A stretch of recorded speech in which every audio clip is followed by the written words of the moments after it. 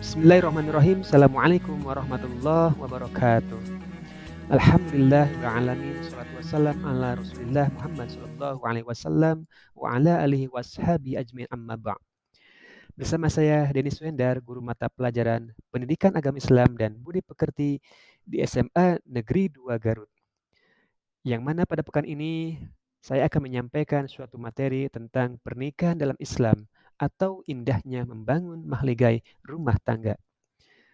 Semoga pada kesempatan ini kita semuanya mendapatkan berkah, rahmat, serta ridho Allah Subhanahu wa taala dan juga diberikan kesehatan bersama orang-orang yang tercinta di dunia dan akhirat. Amin ya rabbal alamin. Adapun tujuan dan indikator dari pembelajaran ini yaitu setelah melakukan pembelajaran, maka peserta didik diharapkan mampu untuk menganalisis dan mengevaluasi ketentuan pernikahan dalam Islam. Yang pertama, makna pernikahan dalam Islam. Kata nikah berasal dari bahasa Arab yang berarti al-jama'u, artinya bertemu atau berkumpul. Sedangkan menurut istilah, nikah ialah suatu ikatan lahir batin antara seorang laki-laki dan perempuan untuk hidup bersama dalam suatu rumah tangga melalui akad yang dilakukan menurut hukum syariat Islam. Yang selanjutnya ada dalil naqli dan akli tentang hukum pernikahan dalam Islam. Salah satunya yang pertama, dalil naqli terdapat dalam Quran Surat An-Nisa ayat 3, yang mana ayatnya sebagai berikut. Kita sama-sama simak bacaannya dengan baik atau dengan penuh kehusyuan. A'udzu billahi minasy syaithanir rajim. Bismillahirrahmanirrahim. Fankihu ma taba lakum minan nisa'i masna wa thulatha wa ruba'. Shadaqallahul azim. Al-ayah yang artinya wallahu a'lam bil muradi, fankihu, maka nikahilah oleh kalian. Kalimat ini bentuk fi'il amar yang artinya perintah. Kalimatnya menunjukkan kalimat yang jamak atau banyak. Jadi amar ini suatu perintah dari atasan ke bawahan. Berarti Allah memerintah kepada kita sebagai muslim untuk menikah. Ma ta'balakum, terhadap yang dicintainya atau disenanginya oleh siapa? Lakum, oleh kalian, minan nisa, daripada perempuan-perempuan atau wanita-wanita, masna, boleh 2, wasulasa, boleh 3, waruba' atau 4. Namun pada ayat selanjutnya Allah menegaskan, fa in khiftum alla ta'dilu fawahidah. Seandainya kalian tidak akan sanggup atau tidak mampu berbuat adil, maka fawahidah, cukup satu saja perempuan yang kita nikahi. Paham ya? Ya, meskipun di awal ayat ada perintah untuk pemilihan, boleh 2, boleh 3, boleh 4, namun diakhiri dengan kalimat fawahidah, cukup satu saja untuk menikahi seorang perempuan. Masya Allah, ini yang sangat bijaksana, ketentuan dalam Al-Quran yang sangat-sangat penuh dengan bijaksana, keadilan yang luar. Untuk selanjutnya, dalil akli tentang hukum nikah dalam Islam, di mana dalam suatu hadis yang diriwayatkan oleh Imam Bukhari dan Imam Muslim, yang diterima daripada Abi Hurairah radhiyallahu an. Qala Rasulullah sallallahu alaihi wasallam, tunkahul mar'atu li arba'in, limaliha wa lihasabiha wa jamaliha wa lidiniha fazfar bizati din. Taribat yadak, yang artinya wallahu a'lam bissawab. tunkahul mar'atu, nikahilah seorang perempuan li'arba'in, dengan melihat 4 indikator atau kriteria. Yang pertama, limaliha, lihatlah perempuan tersebut dari segi materinya atau harta bendanya. Yang kedua indikatornya, walihasabiha, lihatlah dari segi keturunannya. Apakah dia seorang dari keturunan yang baik atau soleh-solehah? Tentu ini sangat berpengaruh terhadap keturunannya nanti ketika sudah berkeluarga. Yang ketiga indikatornya adalah wajamaliha. Lihatlah seorang perempuan yang kita ingin nikahi itu dari segi kecantikannya atau farasnya dari segi fisik. Dan yang keempat indikatornya adalah walidiniha. Lihatlah dari segi agamanya. Fazfar bizatidin. Dari keempat indikator tadi, yang paling utama adalah agamanya. Mana yang empat itu? Pertama, materinya. Kedua, keturunannya. Ketiga, kecantikannya. Dan keempat, tentunya yang paling utama adalah segi agamanya. Apa jaminannya? Taribat yadaka, kata Rasul. Jika seorang laki-laki memilih calon pasangan hidupnya atau calon istrinya dari segi agamanya, dia akan terjamin keselamatan, kebahagiaannya, hidup di dunia dan akhiratnya. Amin ya robbal alamin. Nah, ini tips dari Rasulullah SAW untuk para calon suami atau laki-laki ketika memilih seorang calon istrinya, maka bisa dijadikan sebagai barometernya. Lihatlah yang keempatnya, yaitu segi agamanya, bukan dari segi materi, bukan dari segi keturunan, tidak akan menjamin, bukan pula dari segi kecantikannya. Itu semuanya tidak akan menjamin, tapi agamanya. Selanjutnya, ada hukum pernikahan dalam Islam. Hukum pernikahan menurut ilmu fikih munakahat itu asalnya ada 5 hukumnya. Yang pertama jaiz atau mubah, artinya dibolehkan atau boleh.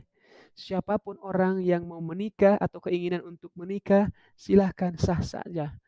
Tidak ada yang melarangnya. Yang kedua, wajib. Artinya, di mana seorang yang telah sanggup untuk menikah, tapi ia khawatir supaya apa? Daripada berbuat zina, lebih baik dia menikah saja. Yang ketiga hukumnya adalah sunat. Artinya, di mana seorang yang sudah mampu menikah, tapi di balik tersebut ia masih sanggup atau bisa menjaga harga dirinya atau kehormatannya dari perbuatan zina. Maka hukumnya sunat bagi orang tersebut. Yang keempat, hukum nikah itu adalah makruh. Artinya, jika seseorang dia menikah tapi dia belum sanggup memberikan nafkah lahiriah, maksudnya yang berhubungan dengan kehidupan duniawinya, materinya untuk memenuhi kebutuhan sehari-harinya. Kalau nafkah batin itu beda lagi. Yang pastinya itu tidak perlu tanyakan lagi, pasti itu akan mampu kebanyakannya. Tetapi belum tentu ketika diminta oleh istrinya nanti, mana nih kesehariannya untuk memenuhi kebutuhan itu perlu sekali untuk menunjang kebahagiaan di rumah tangganya. Yang kelima adalah haram. Maksud haram adalah apabila seseorang dengan niatnya karena nikah tersebut, niat yang jelek karena untuk menyakiti pasangannya. Itu hukum pernikahan dalam Islam. Yang pertama jaiz, wajib, sunat, makruh, dan haram. Ada rukun dan syarat nikah. Rukun nikah ya di sini cantumkan ada 4. Ada juga yang 5. Letak perbedaannya di mana kira-kira? Nah, itu ya di poin yang pertama. Nah, di poin pertama ada calon pengantin. Mereka yang mengatakan 5 di poin inilah, karena di poin ini ada dua indikator. Yang pertama calon pengantin laki-laki, yang kedua calon pengantin perempuan. Yang 5 berarti dipisah. Kedua calon ini harus ada. Kalau salah satu tidak ada, berarti pernikahannya tidak akan bisa dilangsungkan atau dilanjutkan kecuali ada yang mau menggantikannya. Ya, ada yang mau silahkan ya. Yang kedua, rukun nikah itu adanya wali nikah. Wali nikah ini diperuntukkan bagi si calon pengantin perempuan. Otomatis ini orang tuanya dari pihak ayah atau laki-laki, saudara laki-laki. Tapi jika tidak ada dari saudara laki-laki tersebut dari garis ayah, maka bisa digantikan dengan wali dari wali hakim dari pihak kantor urusan agama setempat yang sudah ditentukan. Itu. Paham ya? Jadi wali itu khusus dari pihak calon mempelai perempuan dari garis ayah atau laki-laki. Jika tidak ada sama sekali digantikan dengan wali hakim yang sudah ditentukan oleh pihak kantor urusan agama. Rukun yang ketiga, ada 2 orang saksi, di mana 2 saksi ini, satu dari pihak perempuan, saksi satu lagi dari pihak calon mempelai laki-laki sebagai saksi 2. Saksi ini harus memiliki karakter atau sikap yang adil. Wali dan saksi ini sebagaimana Rasulullah SAW dalam hadisnya, la nikaha illa biwaliyin wa syahidain zawa adlin. Yang artinya, tidak akan sah pernikahannya ketika tidak ada wali wa syahidain dan tidak ada 2 saksi zawa adlin yang adil kedua-duanya. Jadi tidak sembarangan saksi asal cabut, nih temennya, nih saudaranya, tidak. Harus benar-benar kriterianya adil. Kenapa? Sebab ini yang menjadikan sah atau tidaknya. Saksi ini berfungsi untuk memberikan kesaksian untuk mengucapkan kalimat sah setelah prosesi akadnya atau ijab kabul. Jadi yang pertama kali mengucapkan sah itu bukan yang menyaksikan, bukan yang menonton, melainkan 2 saksi ini. Tapi ketika sudah 2 saksi ini mengucapkan sah, baru yang lain mengikutinya ikut-ikutan. Begitu ya, paham ya? Iya, jadi nih rukun nikah itu ada calon pengantin, laki-lakinya, perempuannya. Yang kedua, ada wali nikah dari pihak perempuan, ya, yang garisnya dari laki-laki atau ayah. Kemudian yang ketiga ada 2 orang saksi yang kedua-duanya memiliki akhlak yang adil. Dan yang keempat adalah ijab kabul. Iya, untuk ijab itu artinya apa tadi? Ijab itu adalah ucapan atau perkataan yang diungkapkan atau dikeluarkan oleh si wali nikah dari perempuan tadi, ayahnya. Atau tadi kalau tidak ada keluarga laki-laki, wali hakim. Misalkan begini ya, saya nikahkan putri saya kepada Andinda bla bla bla. Maka ketika sudah beres dibayar tunai, dijawab oleh si pihak calon mempelai laki-laki, namanya qabul. Nah, qabul itu artinya ucapan yang dikeluarkan atau untuk menjawab daripada kata-kata daripada si wali nikah. Harus secara spontan atau nyambung.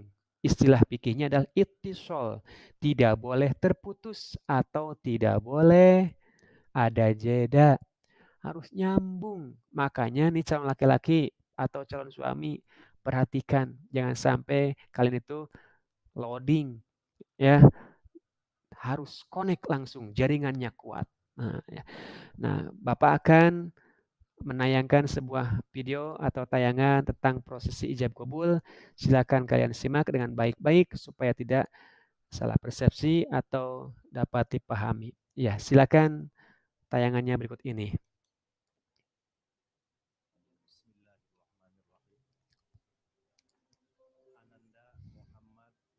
Bismillahirrahmanirrahim. Ananda Muhammad Zalza Kaisaria. Saya Haji Khalilullah Wali Hakim Wilayah KUA Kecamatan Silinyi, menikahkan Ratu Rafailda Maulidia Rosiana kepada Anda dengan mas kawin uang tunai Rp832.019 dibayar tunai. Saya terima nikahnya Ratu Rafailda Maulidia Rosiana binti Syaiful Rafiq dengan mas kawin tersebut dibayar tunai. Barakallahu laka wa baraka alaika wa jama'a bainakuma fi khair. Bismillahirrahmanirrahim. Nah, itulah ya prosesi tayangan daripada ijab qabul. Yang kebetulan itu sebagai walinya daripada pihak wali hakim dari kantor pengurus agama. Mungkin ini daripada wali secara nasabnya sudah tidak ada sama sekali, sehingga digantikan oleh wali hakim. Ya, alhamdulillah materi dari awal sampai akhir barusan penayangan prosesi daripada ijab qabul sudah tersampaikan. Sekarang saatnya untuk evaluasi daripada pembelajaran. Bapak sudah siapkan beberapa pertanyaan atau soal. Yang pertama, kalian menuliskan dalil naqli tentang perintah nikah. Yang kedua, menjelaskan sebab hukum nikah itu haram. Nah, ini yang dua soal ini silakan kalian kerjakan dalam buku catatan PAI. Sudah selesai mengerjakan dua soal ini, nah langsung kalian bisa untuk mengerjakan soal selanjutnya yang sudah Bapak tayangkan atau tampilkan melalui link. Paham ya? Iya, semoga kalian mampu untuk mengerjakan daripada soal-soal yang sudah Bapak sediakan. Insya Allah bisa. Nah, itu mungkin yang Bapak sampaikan. Insya Allah kita bisa untuk bertemu lagi dalam kesempatan lain, dalam materi juga yang lain, atau dengan keadaan tidak seperti ini dan lebih untuk mendapatkan ilmu yang berkah lagi. Sehat semuanya, insya Allah. Ya, adapun referensinya nanti di tayangan slide-slide-nya bisa diperhatikan atau disimak itu. Silakan. Akhirul kalam. Assalamualaikum warahmatullahi wabarakatuh. Let's all sing, sing.